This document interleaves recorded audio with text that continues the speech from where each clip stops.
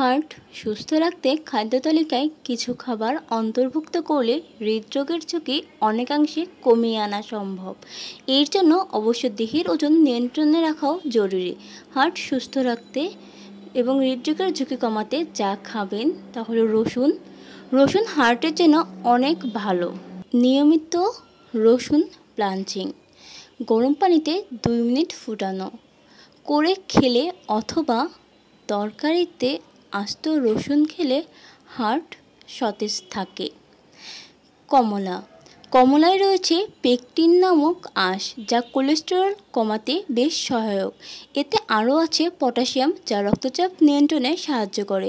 একটি মাঝারি আকৃতির কমলায় 62 ক্যালোরি থাকে এবং 3 গ্রাম আঁশ থাকে, তাই নিয়মিত খাদ্য তালিকায় কমলাকে স্থান দিন। সবুজ সবজি, স্পিনাচ, কলি এসব সবুজ শাকগুলোতে ভিটামিন, খনিজ এবং অ্যান্টিঅক্সিডেন্ট পাওয়া যায়।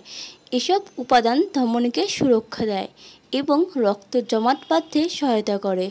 গবেষণায় দেখা গেছে সবুজ শাক হৃদরোগের ঝুঁকি অনেকাংশে কমিয়ে আনে।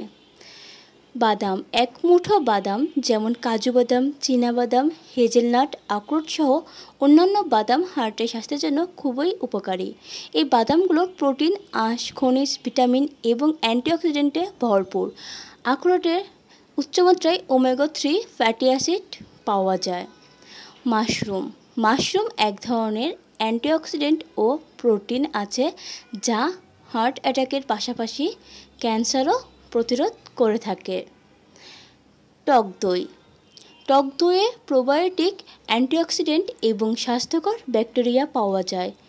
টক দই হার্টের সুরক্ষা করে, রোগ প্রতিরোধ ক্ষমতা বৃদ্ধি করে, হজমের উন্নতি ঘটায়, সর্বোপরি শরীর সুস্থ রাখতে অনেকটাই সহায়তা করে। এছাড়া রয়েছে বীজ জাতীয় খাবার, ওটস, বেরি, ফল এবং ডার্ক চকলেট যা হৃদরোগের ঝুঁকি কমাতে অনেকটা সাহায্য করে।